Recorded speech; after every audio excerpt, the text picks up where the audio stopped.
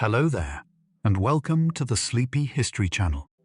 Tonight, we are going to drift back through the veils of time to the sun-drenched islands of the ancient Mediterranean, settling gently upon the shores of a world long before the golden age of classical Greece. We are journeying to the lands of the Minoans and the Mycenaeans, two magnificent and deeply mysterious civilizations that laid the very foundations of European history.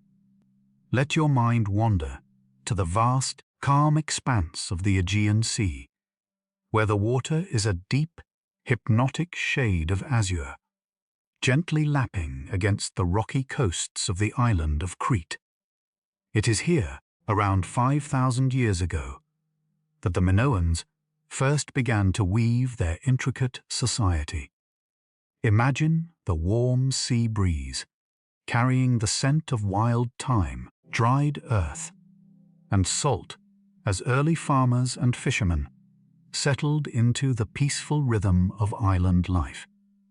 They were a people deeply connected to the natural world, living in harmony with the gentle rolling hills and the towering, rugged mountains that divided their island home. As the centuries passed like slow ripples across a quiet pond, these early settlements grew into something truly extraordinary. The Minoans did not build massive, imposing fortresses walled off from the world.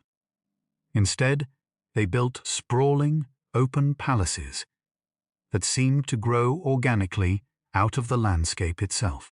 Picture the great Palace of Knossos, bathed in the soft, golden light of the late afternoon sun. It is a labyrinth of hundreds of rooms, connected by wide, sweeping staircases and peaceful courtyards, where the shadows grow long and soft as the day fades. The architecture is airy and open, designed to invite the gentle coastal winds inside, to cool the stone corridors during the warm summer months.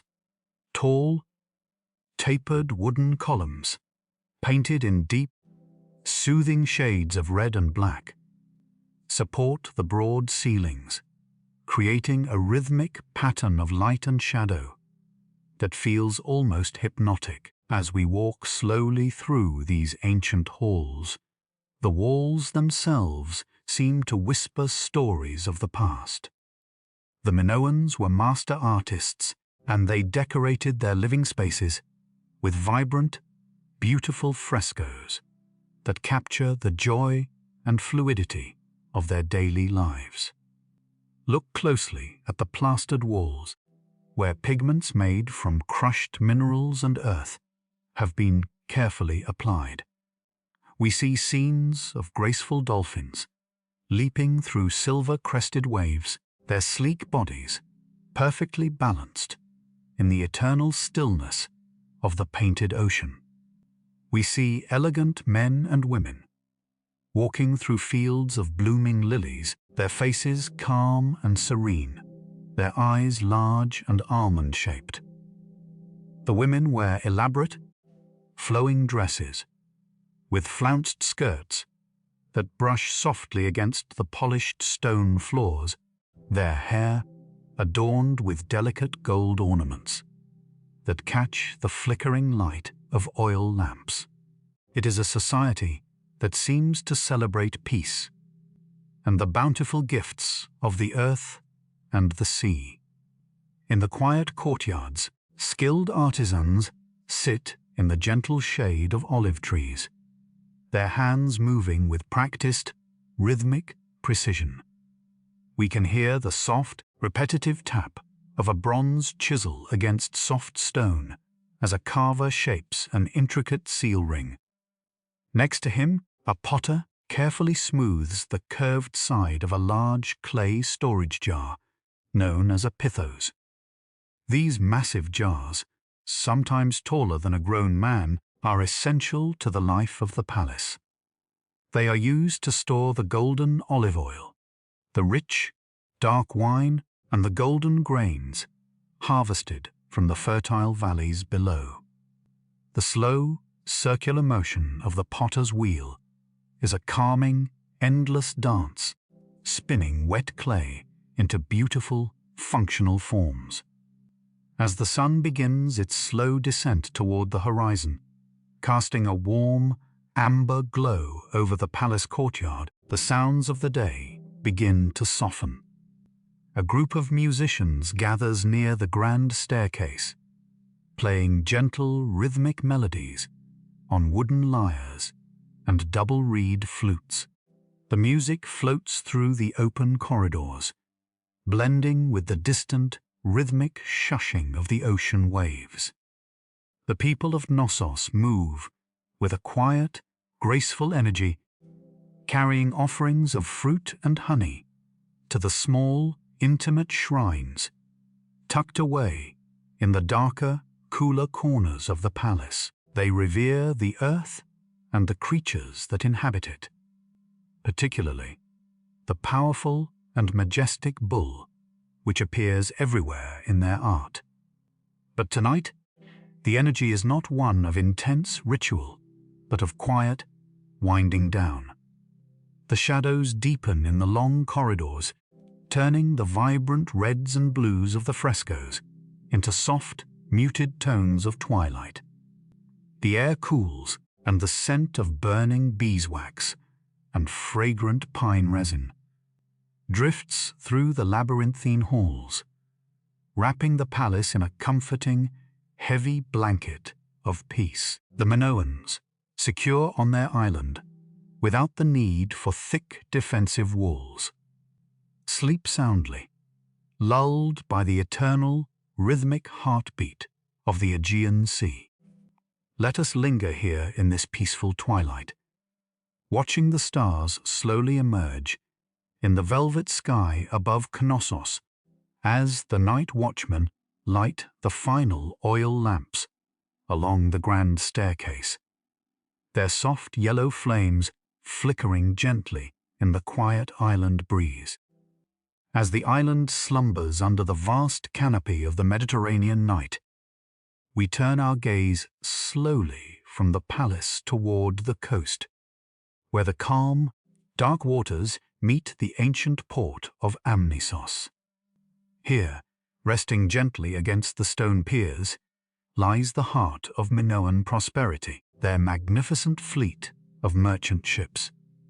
The Minoans were the undisputed masters of these waters, navigating the complex currents and hidden shoals with a serene confidence that seemed almost supernatural to their neighbors. Imagine the wooden hulls of these vessels, carved from the deep, fragrant cedar forests that once blanketed the highlands of the island, swaying softly in the rhythmic embrace of the tide. Painted on the prow of each ship are large, watchful eyes, a calming superstition meant to guide the vessels safely through the blinding sea fogs and sudden summer squalls. The water slaps a gentle, repetitive lullaby against the treated wood, a sound that has lulled generations of sailors to sleep on the open decks beneath the constellations. As the first faint bruises of purple and soft pink begin to paint the eastern horizon, signaling the slow approach of dawn, the island begins to stir with a quiet, purposeful energy. The heavy dew clings to the silvery leaves of the olive groves that blanket the rolling hills, reflecting the emerging light like a million tiny, scattered pearls. In the misty meadows higher up the mountain slopes, a peaceful and delicate harvest is about to begin. Groups of young women, wrapped in thick, woven wool mantles to ward off the damp morning chill, walk slowly through the wet grass to gather the precious crocus flowers. This is the harvest of saffron, a spice so valuable it is weighed against gold, a color so vibrant it is used to dye the sacred robes of their priestesses. They move with a quiet reverence, their fingers carefully plucking the vibrant crimson stigmas from the center of the pale purple petals. The scent of the crushed flowers is earthy, sweet and intoxicating, mingling with the crisp, cold mountain air. Accompanying them in the fields, surprisingly, are small, agile blue monkeys brought over from distant trading partners across the sea in Egypt. These exotic creatures playfully weave between the women, their long tails curling gently as they occasionally pause to inspect a dropped flower. It is a scene of perfect harmony between humanity and nature, a recurring theme in the gentle tapestry of Minoan life, where the boundaries between the wild and the domestic blur into a quiet, respectful coexistence. Back down in the valleys, within the warming walls of the palace administrative quarters, the day begins with the soft, soothing sound of wet clay being kneaded and shaped. Scribes sit quietly in rows, bathed in the growing morning light that streams through the high, unglazed windows. They hold small, smooth styluses made of carved bone or polished wood, delicately pressing small, intricate symbols into the damp, flat tablets of clay.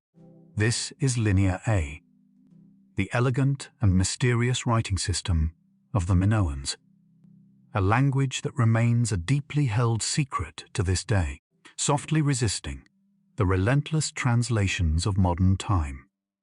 The scribes work in a meditative trance, recording the vast wealth of the palace, the tallies of fragrant oil, the bundles of soft wool, and the heavy measures of golden grain, their hands moving in a practiced, rhythmic dance over the soft earth. The damp clay smells rich and fertile, a grounding aroma that fills the quiet rooms.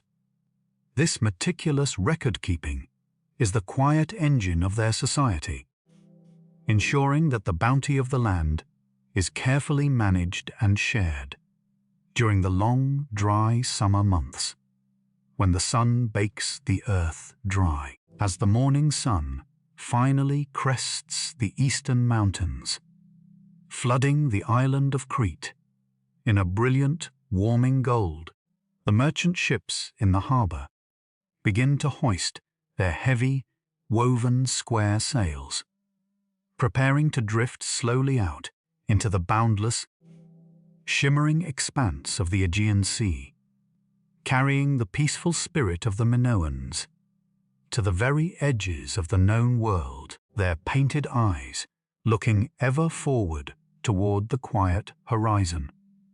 The sea breeze that fills those heavy square sails also carries the sweet, dusty scent of the island back through the open windows of the royal apartments, rustling the thin linen curtains that separate the vast palace from the outside world. In the heart of Knossos, beneath the smooth, sun-baked paving stones, there flows a hidden marvel of ancient engineering that creates a constant, soothing soundtrack for the palace. It is the sound of water, clean and cool, rushing gently through perfectly fitted terracotta pipes beneath the floors. The Minoans, long before the grand aqueducts of later empires, understood the calming power and the sheer luxury of fresh, flowing water. Imagine stepping down into a sunken bath made of beautifully polished alabaster, the water warm and heavily scented with crushed rose petals, wild mint and sweet almond oil. The plastered walls around the bath are painted with playful, pale blue dolphins and delicate, swaying sea sponges, bringing the tranquil, weightless energy of the ocean. into the most intimate of spaces. The gentle gurgle of the drainage system, cleverly designed to use the natural slope of the hill, echoes softly down the dim, cool corridors, mingling with the distant, rhythmic clatter of wooden looms. In the airy upper chambers, where the light is clearest, groups of women sit at these tall, upright wooden looms, their fingers moving with a practiced, mesmerizing grace. They weave heavy sheep's wool into brightly colored, intricate textiles, dyeing the spun threads with natural pigments extracted from roots, tree bark, and the precious murex sea snail, which yields a deep, sleepy purple hue. The wooden loom weights attached to the bottom of the threads clink together with a soft, hollow sound, a hypnotic, steady percussion that sets the quiet rhythm of the long, warm afternoon. As the day stretches on, casting long, languid shadows across the vast central court, we might observe a solemn but deeply peaceful ritual unfolding in one of the small, windowless shrines deep within the palace walls. Here, a high priestess stands with quiet authority, her elaborate, layered skirt cascading in heavy, embroidered flounces to the floor. Her bodice is traditionally open, and her arms are raised gracefully in a gesture of serene reverence.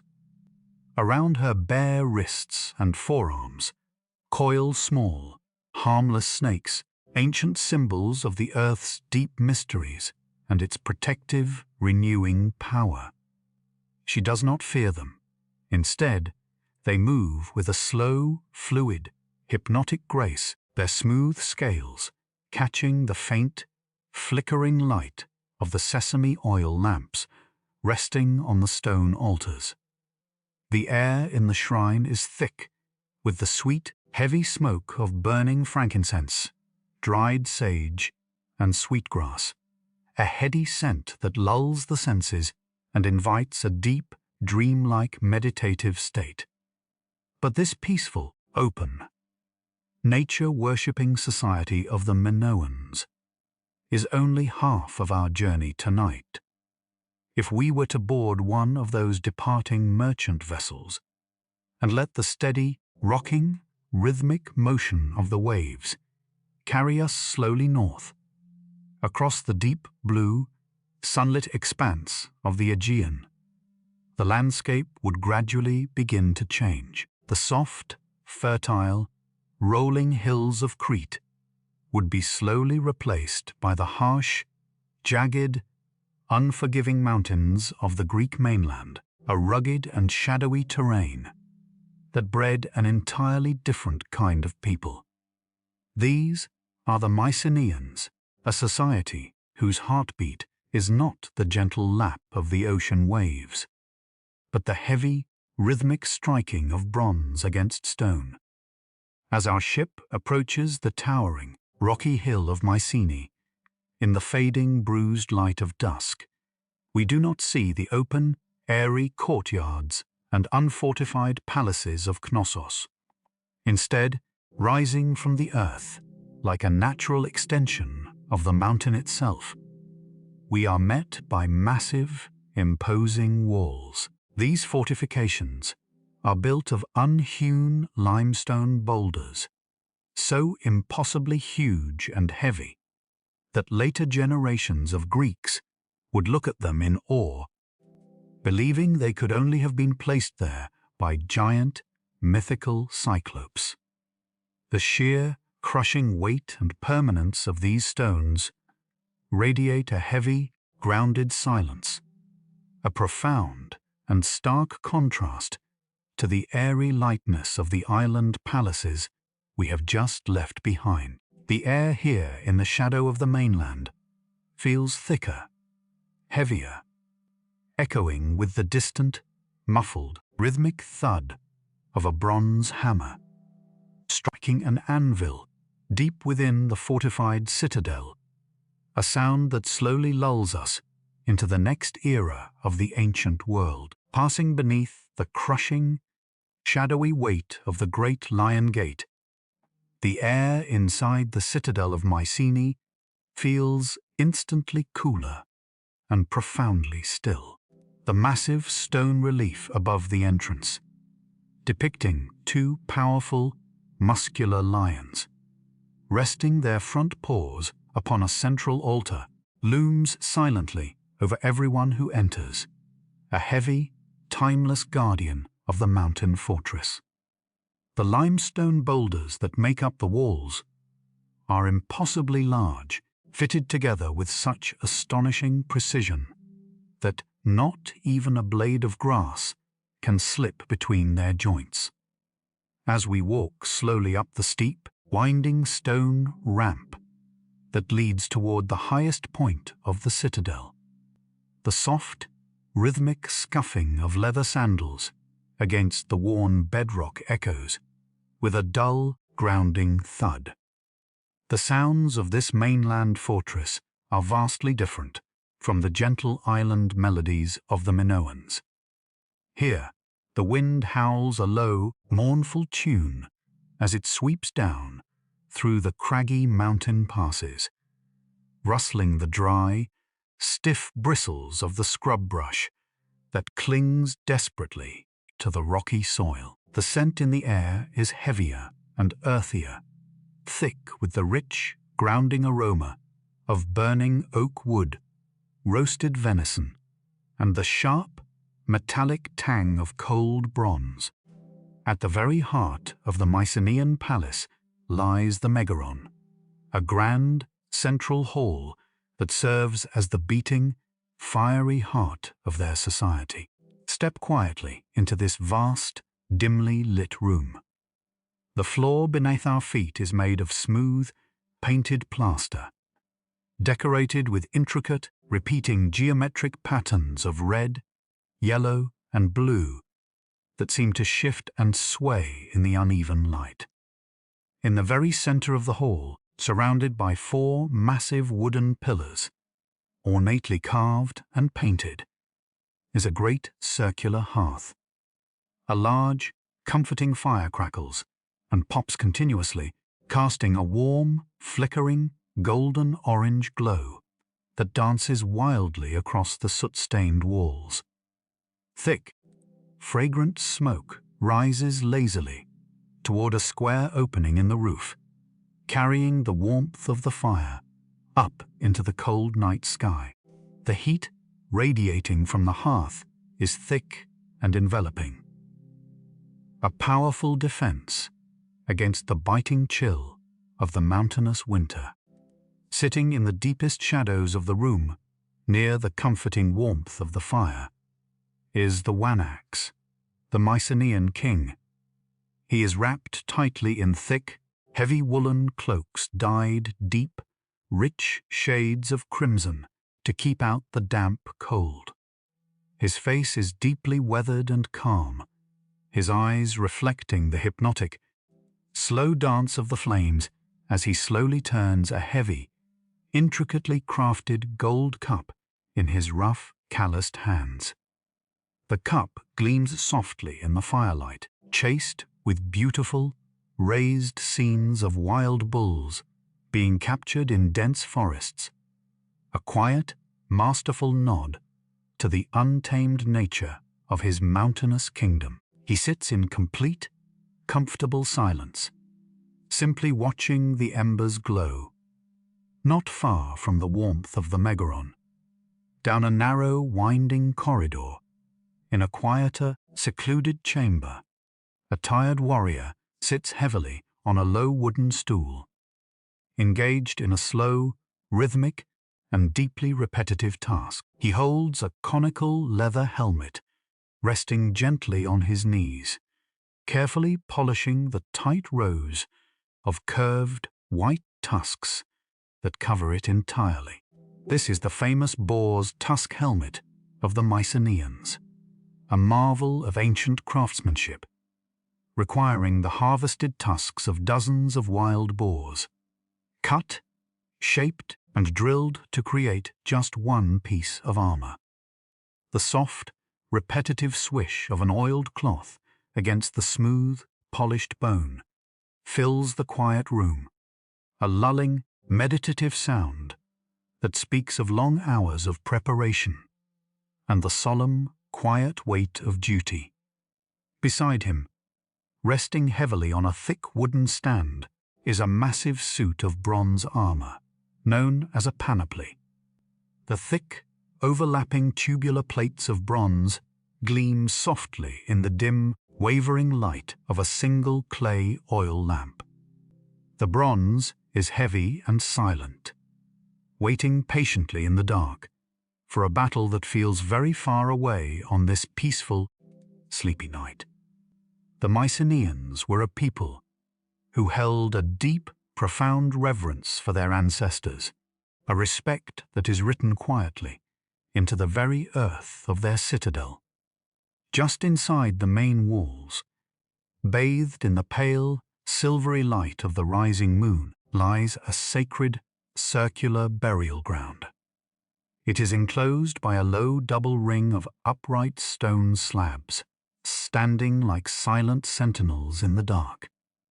Deep beneath the soil, in massive shaft graves lined with heavy stone, their greatest warriors and rulers sleep an eternal, undisturbed sleep.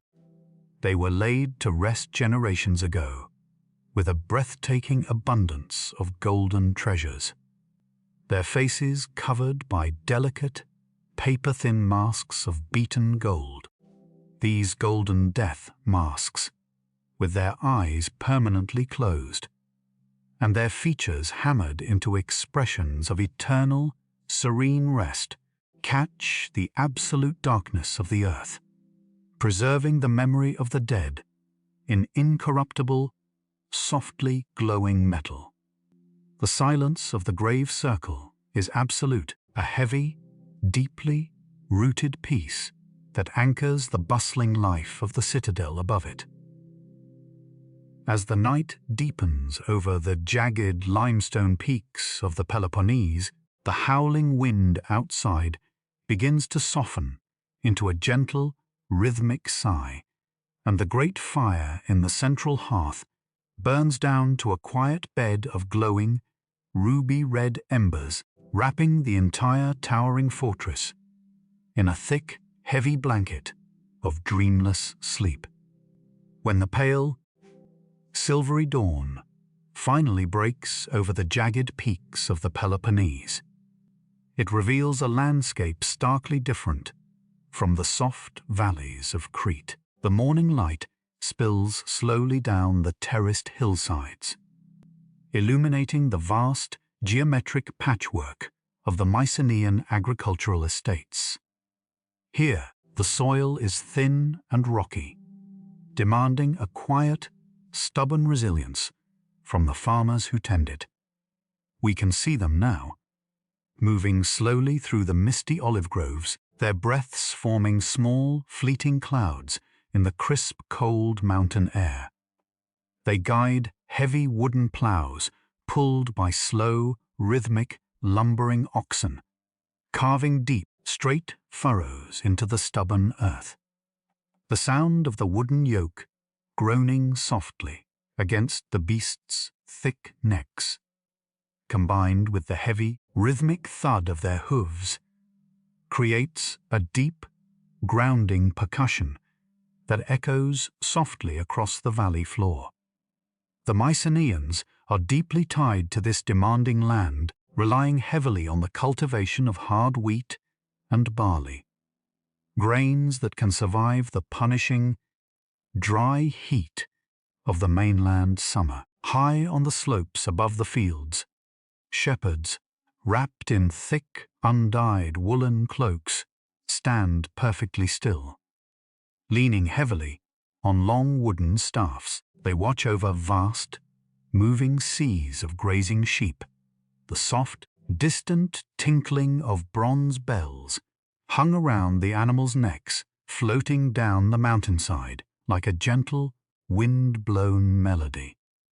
The wool from these sheep is vital, forming the backbone of a highly organized, deeply meticulous textile industry, managed directly by the palace.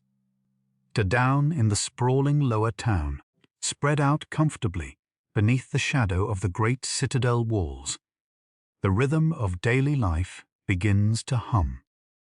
In small, dimly lit workshops built of mud brick and timber, craftsmen are already bent over their benches, their faces illuminated by the soft, steady glow of small charcoal braziers. A bronzesmith slowly and carefully pours molten, glowing metal into a two-piece stone mold, casting intricate spearheads and heavy axes. The heat from the molten bronze is intense, but his movements are unhurried. Born of years of quiet, repetitive practice, the metal cools and darkens with a soft, hissing sigh, transforming from liquid fire into solid, cold utility. In the neighboring rooms, perfumers are engaged in a far more delicate alchemy, boiling olive oil with fragrant coriander, deep red roses, and sharp, earthy sage to create scented oils that will be traded across the known world. These precious, heavy oils are carefully poured into beautifully painted, stirrup-handled clay jars, their narrow spouts designed to dispense the precious liquid drop by slow, deliberate drop. The sweet, herbal aroma of the boiling oil fills the narrow, winding streets of the lower town, masking the sharp scents of the bronze foundry and the dusty, dry earth. Every single jar, every bundle of wool, and every measure of grain is carefully recorded by palace scribes, pressing their styluses into damp clay to form the rigid, linear characters of Linear B, the earliest written form of the Greek language. This writing, unlike the mysterious script of the Minoans, has surrendered its secrets to time, allowing us to read the quiet, everyday transactions of a civilization that built its strength on careful, deliberate organization. As the sun climbs higher, warming the cold stone of the citadel, we look toward the hillside beyond the grave circle, where the Mycenaeans built their most breathtaking architectural wonders, the great Tholos Tombs, shaped like massive, hollow beehives built perfectly into the side of the mountain. These tombs are masterpieces of ancient engineering. The entrance is a long, uncovered stone passageway called a dromos, leading into the deep, cooling shadow of the earth.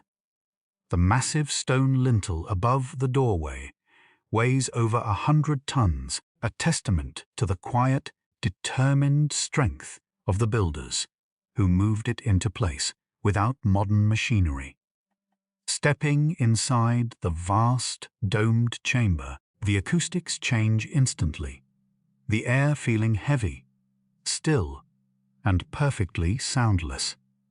The stones are arranged in overlapping, narrowing circles rising high above in a perfect, smooth curve that draws the eye upward into the dark, echoing center. A lone priestess stands in the center of the vast floor, holding a single, pale beeswax candle, its tiny flame illuminating the precision of the carved stone. The space feels suspended in time, a quiet, eternal waiting room, bridging the gap between the loud, bright world of the living and the deep, silent slumber of the ancestors. The air inside the tomb smells of cool, undisturbed dust and ancient earth, a grounding, heavy scent that invites a deep, dreamless rest, sheltering the dead in a permanent, circular embrace away from the harsh mountain winds outside. leaving the profound silence of the tomb behind. We step back out into the bright, clear air of the Peloponnese, where a vast, intricate network of roads begins to unfold across the rocky landscape. The Mycenaeans were not just builders of great walls and shadowy tombs. They were masterful engineers of the earth itself, weaving a careful web of paved highways that connected their isolated mountain citadels. Imagine walking slowly along one of these ancient roads, the pale stones worn smooth by the passage of countless leather-clad feet and the heavy, rolling wooden wheels of ox-drawn carts. The road winds deliberately through the rugged terrain, clinging to the sides of steep valleys and crossing deep, dry ravines over massive, sturdy bridges built of the same unhewn, cyclopean stones as their imposing fortresses. Listen to the steady, rhythmic crunch of gravel beneath the solid wooden wheels of a slow-moving merchant's cart, pulled by a pair of gentle, plodding mules. The cart is laden with heavy, sealed clay amphorae, filled with the precious perfumed oils and fine bronze weapons, crafted in the quiet lower towns. The driver, wrapped tightly in a coarse, dusty woolen cloak against the bright midday sun, sways gently with the lulling, side-to-side motion of the cart, his eyes half closed in the hypnotic, endless rhythm of the journey. The air here is dry and fragrant, filled with the grounding scent of sun-baked pine needles and wild thyme crushed softly beneath the animal's hooves. These winding roads were the vital, beating arteries of the Mycenaean world, carrying goods, quiet messengers, and the slow, steady pulse of their civilization, down from the high peaks to the bustling, sheltered ports on the coast. And it is there, at the water's edge, where the deep green of the mainland forests meets the brilliant, shifting blues of the Aegean Sea, that the heavy world of the mainland Mycenaeans and the airy, peaceful world of the island Minoans truly began to blend into a shared, vibrant tapestry. Let us follow the road down to one of these quiet harbours. Docked alongside the sturdy, thick-hulled Mycenaean galleys are the graceful, curving merchant ships of the Minoans, easily recognizable by the large, calming eyes painted on their wooden prows. The harbour is a place of slow, deliberate, and peaceful exchange where the tension of the mountain fortresses softens into the rhythmic, swaying dance of maritime trade. The sounds here are different, defined by the gentle creaking of thick ropes, the snapping of linen sails in the breeze, and the distant, echoing calls of white seabirds circling lazily in the cloudless sky. We can see a Mycenaean merchant, his face deeply weathered by the harsh mountain winds, sitting comfortably on a low wooden crate beside a Minoan sailor, whose skin is warmed and tanned by the salt and the island sun. They communicate not just with spoken words, but with slow, familiar gestures, unrolling a beautiful, tightly woven Minoan textile across a flat wooden table to quietly inspect the rich, deep purple dye. In exchange, the Mycenaean offers thick, heavy ingots of raw copper, shaped exactly like the stretched hides of oxen, which clank with a dull, heavy, satisfying resonance when stacked carefully upon the sun-warmed stone pier. As the afternoon stretches long and lazy, casting golden, glittering reflections across the gentle ripples of the harbour water, we can see how the gentle influence of the Minoans begins to quietly seep into the art and life of the mainland. The Mycenaeans, entranced by the flowing, naturalistic beauty of Minoan craftsmanship, slowly begin to adopt their styles. In a small, open-air workshop near the docks, a Mycenaean potter sits with a jar resting on his knees, his brush moving with a new, fluid grace as he paints the sweeping, curling tentacles of a deep-sea octopus across the pale clay, blending his people's love of strict geometry with the delicate, curving naturalism of the islands. It is a peaceful, silent conversation between two very different worlds, spoken entirely in the lasting languages of wet clay, cold bronze, and brightly woven thread. The rhythmic, endless slapping of the calm water against the wooden hulls of the docked ships provides a constant lulling heartbeat to this scene of quiet commerce as the sun begins its slow,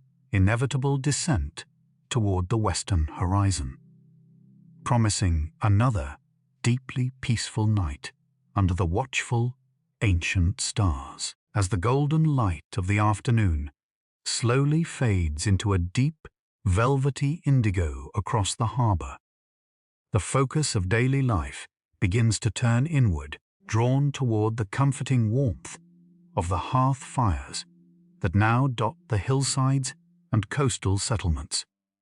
In the quiet, stone-walled courtyards of the Mycenaean towns, the preparation for the evening meal becomes a rhythmic, communal meditation.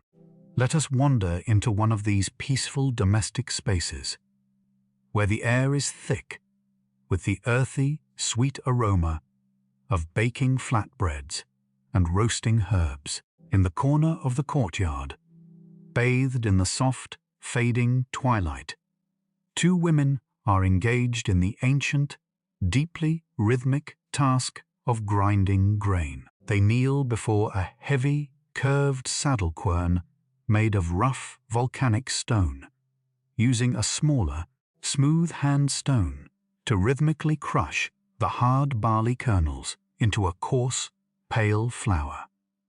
The sound of the stones grinding together, a slow, repetitive, sweeping sigh, creates a lulling, hypnotic percussion that echoes softly against the mud-brick walls.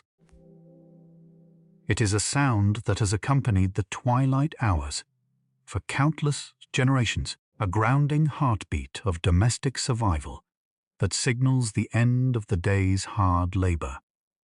Nearby, a low fire crackles cheerfully in a small, domed clay oven. The scent of wild thyme, crushed garlic, and roasting goat meat drifts heavily through the cool evening air, mingling with the sharp, briny tang of olives being pressed for their final drops of rich, green oil.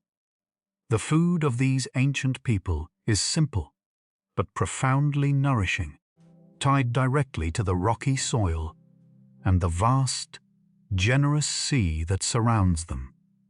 As the night fully claims the sky, wrapping the settlements in a thick, cooling darkness, families gather closely around their central hearths. In the larger halls of the wealthy merchants and local lords, the evening meal is an affair of quiet, deliberate ritual. Servants carry in large, beautifully painted clay craters, their wide sides decorated with those swirling, Minoan-inspired marine patterns we saw being painted down at the harbor. Inside these wide-mouthed vessels, dark, heavy wine is carefully mixed with cool, fresh spring water. The Mycenaeans, like all who would follow them in these lands, knew that the wine of the earth was too powerful, too wild to drink pure.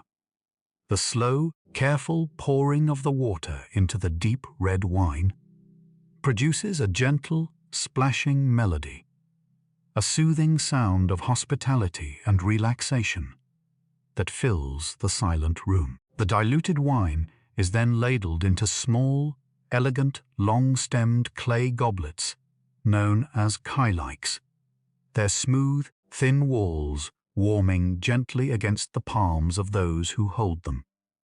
The meal is eaten slowly, in comfortable, companionable silence, illuminated by the soft, wavering glow of the firelight.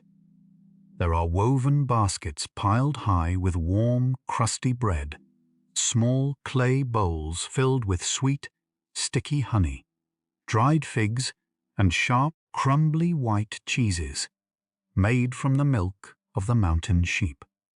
The flavors are intense and grounding, a true reflection of the rugged, beautiful landscape that sustains them. And the act of eating together forms a quiet bond of safety against the dark wilderness outside.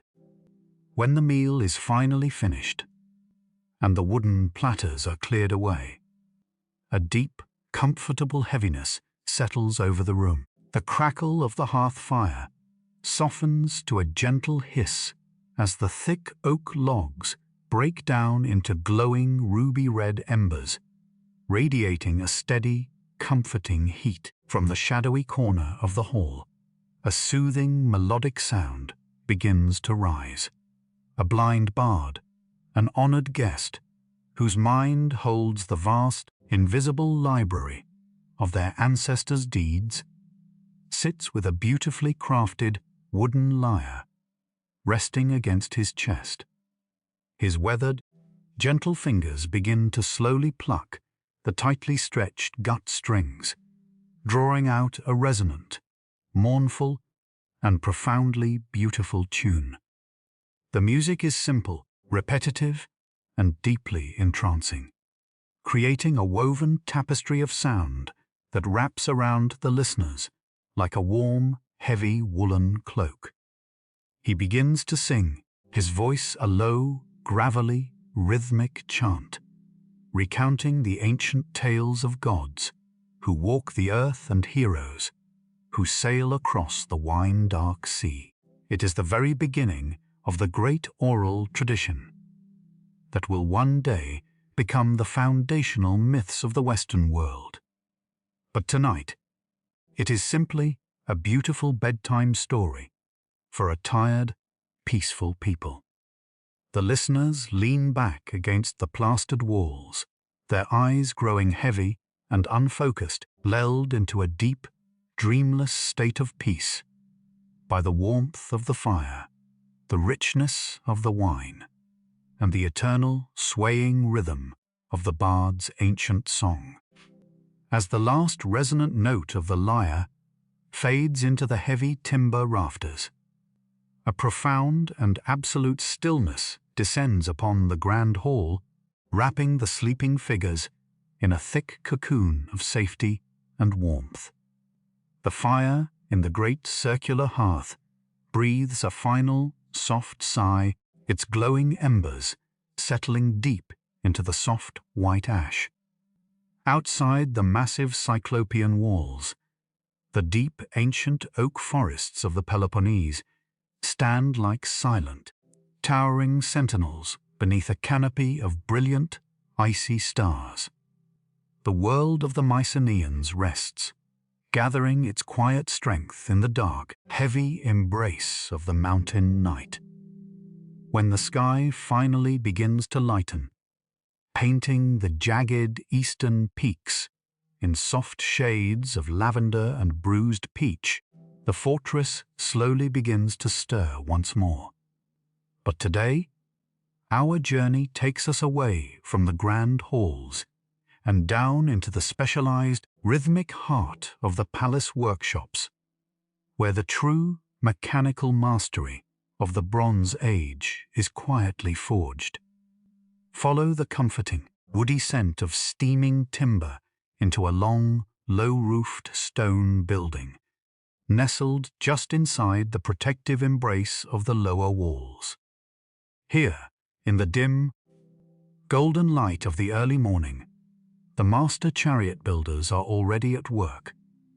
The air is thick with the sweet, humid smell of boiling water and wet elm wood. A skilled artisan, his forearms corded with lean, quiet strength, gently removes a long, slender piece of wood from a long stone steaming vat. The heat has softened the rigid fibers, allowing him to slowly, meticulously bend the wood into the graceful sweeping curve of a chariot wheel. He uses no harsh movements, only a steady, relentless, and deeply patient pressure, securing the bent wood within a heavy wooden frame to cool and set into its new, permanent shape. The sound of his deep, steady breathing harmonizes with the soft bubbling of the water vats, creating a lulling, industrial lullaby that speaks of profound, focused dedication.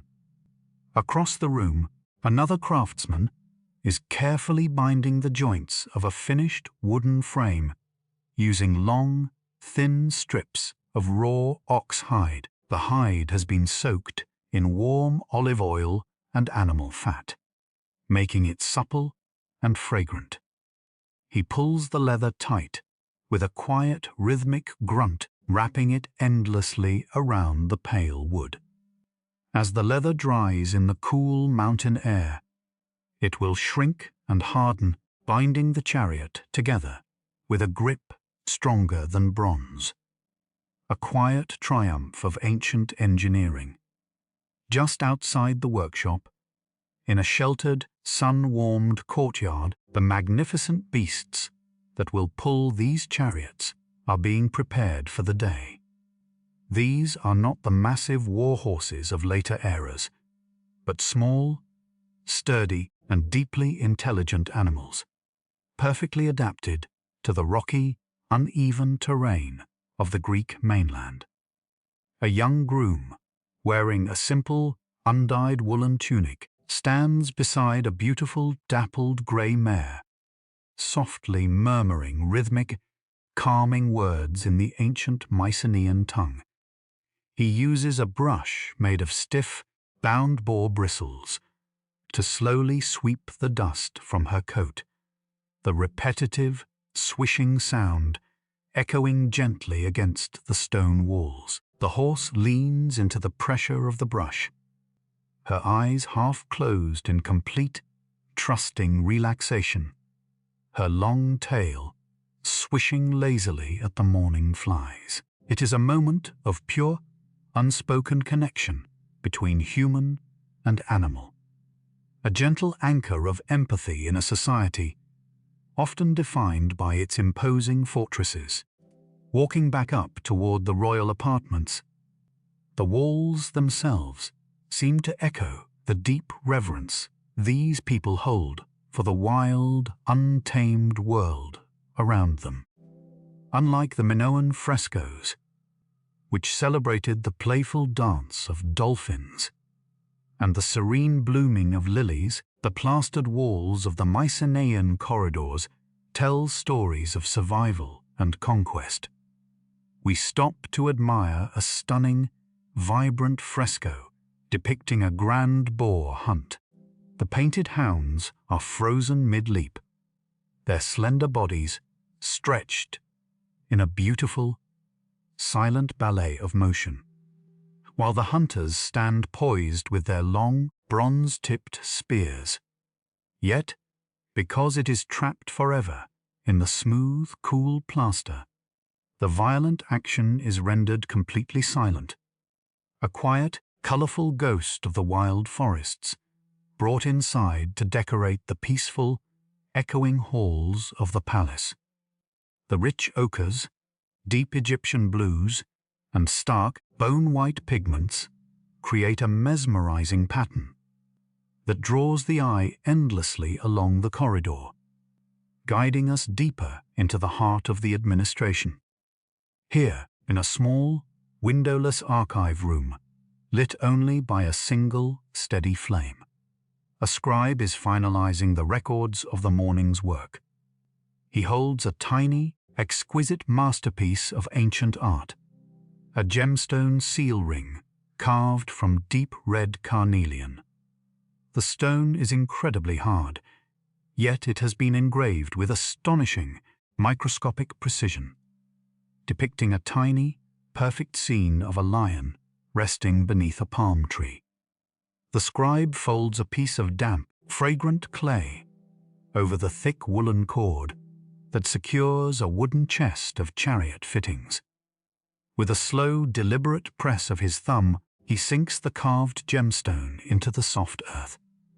When he pulls the ring away, the lion is left behind in perfect, raised relief, a silent, unbreakable lock that guards the wealth of the king. The soft, dull thud of the chest being pushed into the shadowy recesses of the storeroom marks the quiet conclusion of the morning's labor as the palace settles comfortably into the warm, sleepy heat of the long afternoon. This warm, sleepy heat wraps the entire citadel in a heavy blanket of stillness, a time when even the most industrious artisans seek refuge in the deep, cooling shadows of the stone corridors. The Mediterranean sun at its zenith commands a quiet pause, a slow, collective exhalation that settles over the mountain fortress like soft, invisible dust. In the fragrant shade of an ancient, sprawling fig tree just outside the palace gates, a group of elderly Mycenaean men sit on smooth, low stone benches, their eyes heavy with the comforting weight of the afternoon. They are playing a slow, deliberate game with small, polished stones upon a heavy wooden board, their movements unhurried and measured. The soft, rhythmic click of the smooth pebbles against the wood is a lulling, hypnotic sound that perfectly matches the lethargic pace of the day. Occasionally, one of them takes a slow sip of watered wine from a simple clay cup, the cool liquid, a welcome relief from the dry, baking heat of the air. Beyond the citadel, where the terraced hillsides roll gently toward the distant sea, the air is alive with the gentle, rhythmic, and endless hum of millions of bees.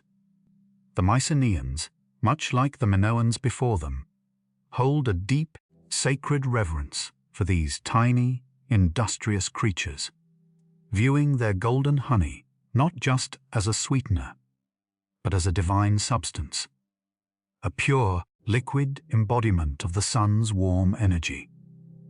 We can see a solitary beekeeper moving slowly and peacefully among a row of tall, cylindrical clay hives painted with pale, earthy slip to keep them cool. He is wrapped in a loose, protective linen garment, moving with a calm, practiced fluidity that does not disturb the busy swarm. He carefully burns a bundle of dried pine needles and fragrant thyme in a small clay smoker, gently puffing the thick, sweet-smelling smoke over the hives. The smoke works its ancient, calming magic, lulling the bees into a slow, docile trance. The beekeeper reaches into the dark, humming interior with bare, gentle hands, carefully slicing away a heavy, dripping comb of pure gold. The scent of the raw honey and the burning pine is thick, heavy, and intoxicating, a grounding aroma that speaks of the deep, fertile wealth of the untamed landscape back within the cooling, shadowy walls of the citadel. As the sun begins to shift, and the shadows stretch long and comforting across the courtyards, we find ourselves in the quietest, most secluded corner of the royal workshops. Here, a master goldsmith is engaged in a task of microscopic, breathtaking precision. He works at a heavy wooden table, the soft, diffused afternoon light illuminating his deeply focused, tranquil face. With tiny, delicate bronze tweezers, he is carefully placing microscopic spheres of pure gold onto the curved surface of a masterfully crafted signet ring, a technique known as granulation. His breathing is shallow and rhythmic, perfectly controlled, so as not to disturb the impossibly delicate pattern he is building. Beside him, a tiny charcoal fire burns with a steady, intense, and quiet heat, waiting to fuse the tiny golden beads to the ring in a magical, silent flash of metalwork. The sheer, overwhelming patience required for this art is a testament to a society that measures time not in fleeting seconds, but in the slow, enduring creation of perfect, timeless beauty. The slow, rhythmic scrape of his polishing stone against the cooling gold joins the distant, sleepy hum of the bees outside, creating a gentle, dual lullaby of nature and human craftsmanship that gently carries the afternoon toward the peaceful embrace of twilight. As twilight gently descends, wrapping the great cyclopean walls in long, cooling shadows, a quiet procession begins to form in the lower town, making its slow, deliberate way toward the cult center, built into the steep hillside of the citadel. The air, losing the sharp, baking heat of the day, becomes crisp and incredibly clear, carrying the soft, rhythmic chanting of the priestesses who lead the way. They are dressed in heavy, woven woolen garments, dyed in deep, earthy reds and faded yellows, holding small, beautifully painted terracotta figures in their gentle hands. These are the Psi and Phi figurines, simple, abstract representations of goddesses, with their arms raised in eternal, silent blessing, or folded peacefully across their chests. The priestesses move with a slow, swaying grace, their leather-shod feet finding the worn grooves in the ancient stone path with practiced ease. Accompanying them are young acolytes, carrying shallow woven baskets filled with the first fruits of the harvest, dark, shining olives, plump, purple figs, and small, flat cakes of barley sweetened with the thick, golden honey gathered earlier that day.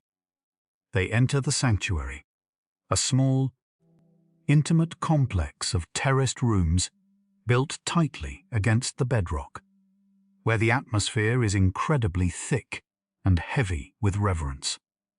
Inside, the only light comes from the sputtering, warm orange glow of pine resin torches, secured in bronze brackets along the plastered walls, casting long, dancing shadows that make the painted frescoes of griffins and lions seem to breathe in the dimness. A high priest, his face hidden beneath a stunning, terrifyingly beautiful mask of painted plaster, steps forward from the deepest shadows of the shrine, his movements slow and hypnotic.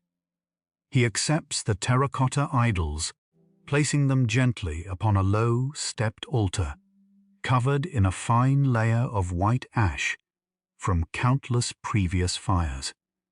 The quiet crackle of the torches and the low, murmuring hum of the prayers blend together into a lulling, meditative sound, a heavy, hypnotic drone that grounds the mind and slows the beating of the heart, while the citadel turns inward to the comforting embrace of the gods. Far below, along the jagged, unforgiving coastline, the watchmen of the Mycenaean world begin their lonely, peaceful vigil. They stand high atop tall, circular stone watchtowers that dot the perilous cliffs, their silhouettes dark against the deep, bruised purple of the evening sky. These men are wrapped tightly in coarse, heavy sheepskin cloaks to ward off the biting sea wind, their faces weathered and entirely calm as they gaze out across the vast, rolling expanse of the Mediterranean. They hold long, unlit torches made of bundled reeds dipped in pitch, waiting for the final sliver of the sun to vanish beneath the horizon. When the darkness finally takes hold, a single, brilliant spark is struck from a piece of hard flint. The spark catches the dry tinder, and slowly, deliberately, the watchman lowers the flame to the heavy torch. The pitch catches with a soft, breathy whoosh, flaring into a bright, fiercely warm yellow light that pushes back the oppressive darkness. In the distance, miles away down the twisting coastline, another tiny point of light blooms in the blackness, and then another, a slow, silent chain of fire, passing the message that the shores are safe and the world is at peace. The rhythmic, endless crashing of the waves against the rocks far below creates a deep, booming lullaby, a constant, heavy percussion that vibrates through the very stone of the watchtower, lulling the isolated guards into a state of deep, meditative watchfulness as the cold, ancient stars wheel slowly overhead. As the ancient stars wheel slowly overhead, their cold, diamond-like brilliance serves as a silent, unerring guide for those still awake upon the restless waters of the Mediterranean. Far out, in the deep, ink-black expanse of the Aegean Sea, a lone Minoan trading vessel cuts a smooth, quiet path through the gentle swells. The ship is bathed in the pale, milky light of a full moon, casting long, silver reflections across the rolling, hypnotic waves. At the stern, the helmsman stands with a quiet, unwavering focus, one hand resting gently but firmly upon the heavy wooden tiller. He is wrapped in a thick woven woolen mantle against the damp night chill, his face weathered by salt and sun, turned upward toward the vast, glittering canopy of the sky.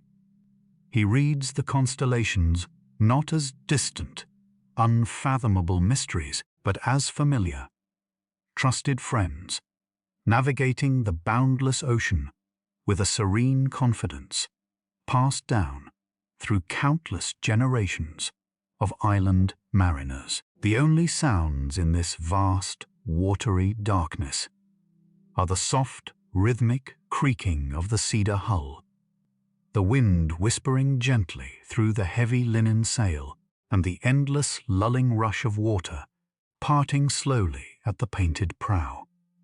The sailors below deck sleep soundly on woven mats of fragrant seagrass, rocked into deep, dreamless slumber by the steady, swaying heartbeat of the ocean. Back on the rugged mainland, as the velvet darkness of the night gradually softens into a bruised, misty grey, the deep forests of the Peloponnese begin to awaken with a quiet, damp energy. Today is the day of the hunt, a crucial and solemn ritual for the Mycenaean lords, returning them to the untamed wilderness that surrounds their heavy stone citadels. In the courtyard of a sturdy, stone-built hunting lodge, nestled at the very edge of the woods, a group of hunters prepares with a slow, deliberate reverence. The air is bitterly cold, sending soft white plumes of breath into the twilight, and it smells strongly of damp earth, crushed pine needles, and the musky scent of the magnificent, lean hunting hounds that pace excitedly on their braided leather leashes. A young hunter kneels in the wet, silver-frosted grass, speaking in low, rhythmic, calming tones to a large, muscular hound, gently stroking its sleek, powerful head to settle its restless morning energy. Beside him, an older, deeply scarred warrior is slowly and methodically stringing a massive bow made of polished horn and flexible yew wood. He tests the tension with a soft, resonant twang that echoes briefly in the still, damp air, a sound of lethal precision and quiet, practiced power. They are dressed heavily for the unforgiving wilderness, wearing thick leather tunics and heavy hide boots, designed to silently navigate the treacherous, uneven terrain of the ancient forest. As they finally step beneath the towering, ancient canopy of the oak woods, the atmosphere changes instantly, becoming incredibly still, heavy, and muffled. The towering trunks of the trees are thick, with soft, deep green moss that acts as a natural dampener, absorbing every footfall and turning the forest into a vast, natural sanctuary of utter silence. The early morning light struggles to pierce the dense, overlapping foliage, creating long, hazy beams of pale gold that illuminate dancing specks of dust in the humid, fragrant air. The hunters move with a slow, hypnotic grace, placing their feet with careful, practiced silence upon the thick carpet of decaying leaves and soft black soil. They are tracking the massive, elusive wild boar, not with chaotic speed, but with a deep, patient, and intense focus. They read the subtle, broken twigs and the soft, deep indentations in the mud, with the reverence of a scribe reading a sacred text. The forest holds its breath around them, a heavy, expectant stillness that seems to slow time itself, wrapping the entire hunting party in a deep, mesmerizing trance as they venture deeper and deeper into the quiet, ancient heart of the Mycenaean wilderness. The stillness of this deep forest is profound, broken only by the soft, occasional snapping of a dry twig beneath a leather boot, a sound that seems to echo for miles in the damp, quiet air. But the hunters do not find their quarry today. Instead, their tracking leads them slowly upward, out of the dense, suffocating canopy of the oak woods and onto the rocky, exposed spine of the mountain. Here, the air grows noticeably thinner, crisper, and intensely cold, biting gently at their flushed cheeks. They have unwittingly climbed toward one of the most sacred and ancient spaces, shared by both the mainlanders and the islanders before them. A high-peak sanctuary. These lonely, wind-swept shrines are built close to the clouds. Simple open-air altars, constructed from rough, unhewn stones piled carefully together by generations of weary, devoted pilgrims. The hunters, their aggressive focus melting away into a profound, breathless awe, slowly lower their heavy bows and unclip the braided leather leashes of their hounds. The dogs, sensing the heavy, tranquil sanctity of the place, immediately lie down on the cold bedrock, resting their massive heads on their front paws with deep, shuddering sighs. The view from this jagged summit is vast and mesmerizing, a sweeping, uninterrupted panorama of the ancient world. Far below, the great cyclopean walls of Mycenae look like tiny, scattered pebbles, resting in the palm of a giant hand, while in the hazy blue distance, the shimmering expanse of the Aegean Sea stretches out toward the unseen shores of Crete. At the center of the sanctuary lies a bed of cold, white ash, the remnants of countless solitary fires lit closer to the gods. Scattered carefully around this ash are hundreds of tiny, beautifully crafted offerings. There are miniature bronze bulls, their tiny horns polished to a dull gleam by the relentless mountain winds, and small, roughly pinched clay figurines of human worshippers, their arms raised in eternal, silent prayer. A lone, elderly priest, who lives entirely isolated on this harsh peak, emerges slowly from a small, low-roofed stone shelter.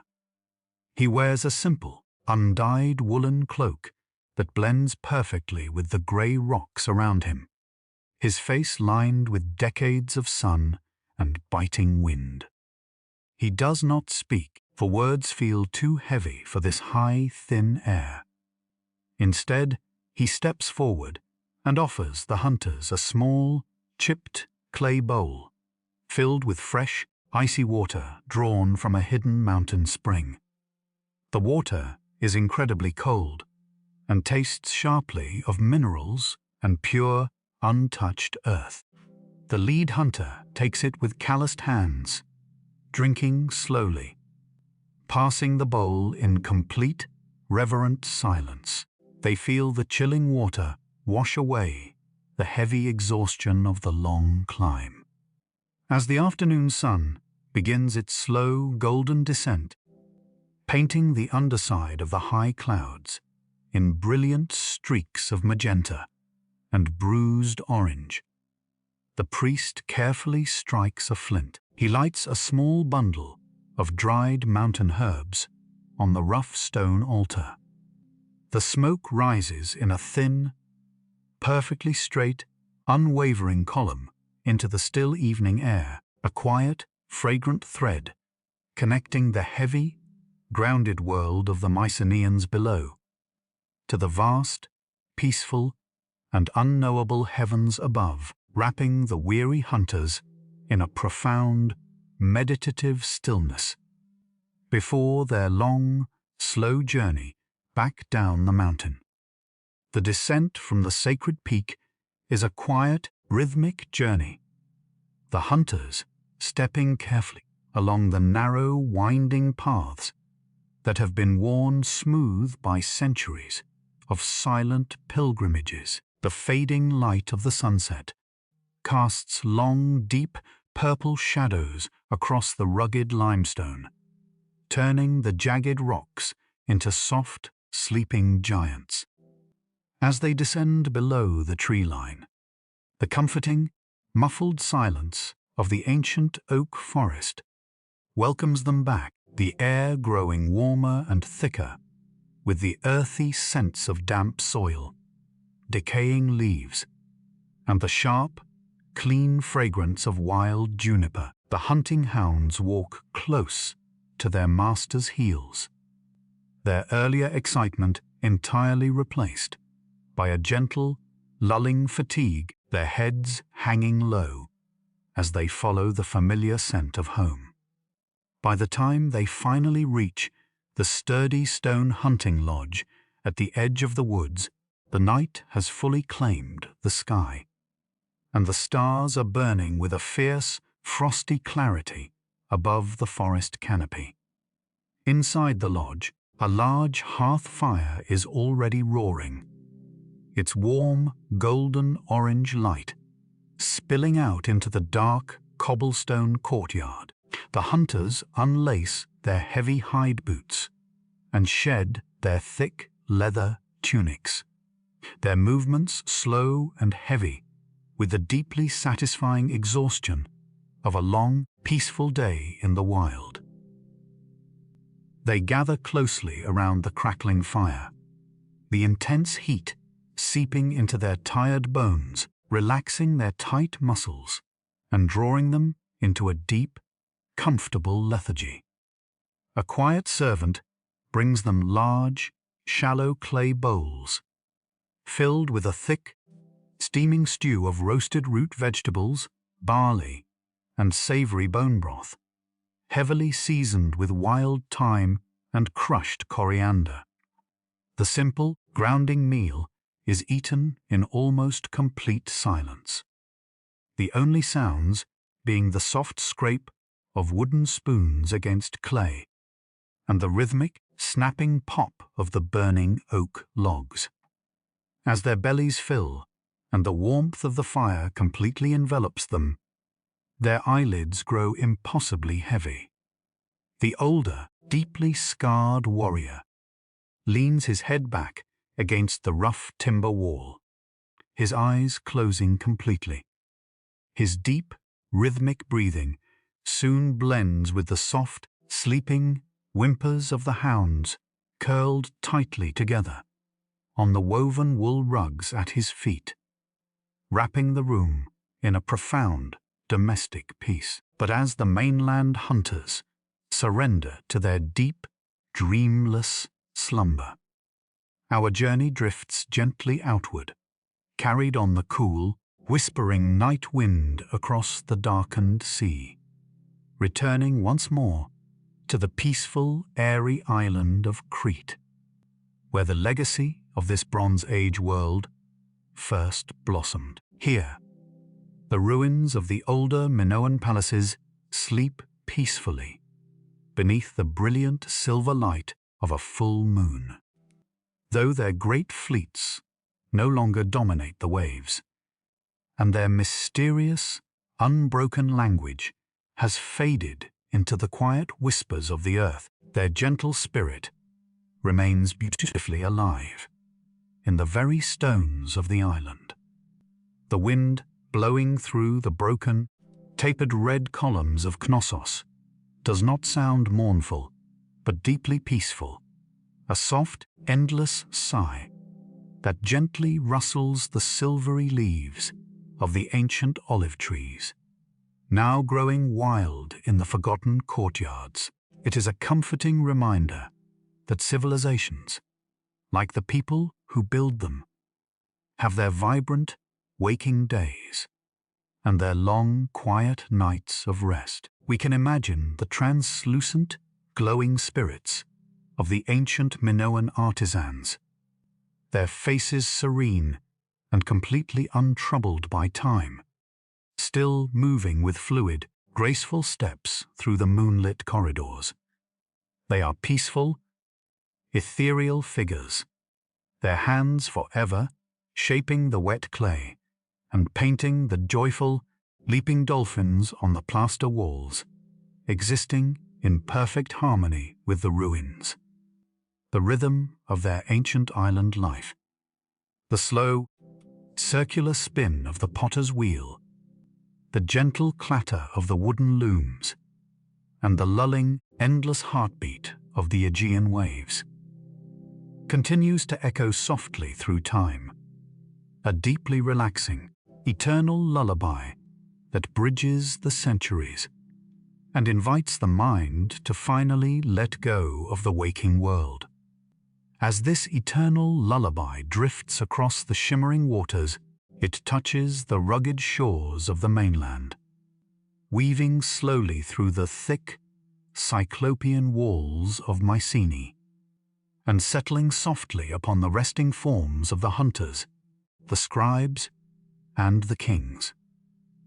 The two great civilizations of the Aegean, once separated by the deep blue expanse of the sea, and the stark differences of their heavy stones and airy courtyards, are now perfectly united in the profound, democratic embrace of the ancient night.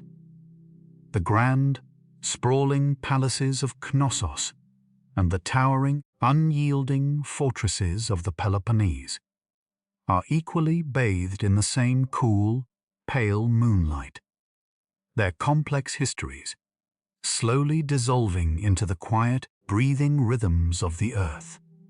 The Wanax, the mighty Mycenaean king, now sleeps incredibly soundly in his private, stone-walled chambers, his weathered face softened entirely by deep, dreamless rest. He is wrapped completely in heavy, rich crimson woolen blankets to keep out the mountain chill, and beside his sleeping form, his heavy, intricately crafted gold cup sits quietly abandoned on a small wooden table, catching a single, faint gleam of starlight far away, back on the warm island of Crete. A young Minoan woman, who earlier spent her morning harvesting saffron in the misty meadows, now rests just as peacefully. She lies on a soft, woven seagrass mat in her stone home, wearing simple, comfortable linen. Her dark hair spread softly around her serene, completely relaxed face, insulated from the world by the pale, milky light of the moon, spilling across the smooth floor. The heavy bronze armor of the mainland warriors rests entirely motionless on thick wooden stands. The sharp, bronze-tipped spears are safely put away, and the great wooden war chariots stand empty in the fragrant, wood-scented dark of the silent workshops. All the bustling, vibrant energy of the Bronze Age, the meticulous record-keeping of the palace scribes, the careful, microscopic crafting of gold jewelry, and the perilous, wave-tossed sea voyages have gracefully surrendered to the overpowering, gentle weight of rest. Listen closely to the soft, rhythmic sounds that define this ancient midnight. There is the slow, sweeping rush of the mountain wind coming down from the jagged limestone peaks, a sound that has smoothed the rough edges of the world over countless millennia. There is the rhythmic, deep, and comforting breathing of the hunting hounds and the sturdy mountain horses, their bodies completely relaxed in the absolute safety of their shelters, and beneath it all, providing a constant, grounding pulse, is the slow, eternal, and heavy heartbeat of the Mediterranean Sea, pushing and pulling against the rocky coastlines in a perpetual, lulling motion that seems to gently rock the very foundations of the earth. Even the blind bard from the grand hall lies comfortably on a pile of thick, fluffy sheepskins in the dimmest corner of the palace, his deeply lined face totally relaxed in heavy slumber. Resting silently near his open, sleeping hand is his beautifully crafted wooden lyre, its gut strings finally at rest, holding within them the quiet echo of the songs that will be sung again when the world awakens. But that awakening is incredibly far away. Now is the time for the mind to wander freely, completely unburdened by the heavy bronze shields or the intricate, demanding ledgers of damp clay. The stars above burn with a soft, enduring, and ancient light, casting a protective, silvery net over the sleeping islands and the quiet mainland. They watch peacefully over the people who first carved their stories into the soft earth and painted their vibrant dreams onto the plastered walls. These stories, these beautiful, fading frescoes of leaping blue dolphins, silent boars, and swaying lilies, have now become the beautiful, fragmented dreams of history, drifting freely and weightlessly through the long, quiet corridors of time. Allow yourself to sink deeply into this vast, ancient stillness, feeling the heavy, grounding strength of the Mycenaean stones supporting you and the airy, peaceful lightness of the Minoan Sea, breeze washing over you in slow, rhythmic waves. The air around you becomes as heavy, calm, and deeply comforting as the air in those ancient, domed Tholos Tombs, completely and safely insulated from the worries, the haste, and the loud noises of the waking world outside. There is nothing left to build, nothing left to record, and nowhere left to sail tonight. The incredibly long, beautiful day of the Bronze Age has finally ended. Its great, roaring hearth fires burning down to the softest, most comforting glow of ruby-red embers, safely hidden beneath a thick, heavy blanket of soft, white ash. As the moon slowly traces its long, familiar arc across the velvet sky, guiding the ancient world toward a dawn that is still wonderfully out of reach, let your breathing slow to match the unhurried rhythm of the sea, your muscles melting entirely into the warm, heavy comfort of your resting place, drifting completely, safely, and wonderfully into the deep, welcoming embrace of a long, perfect sleep.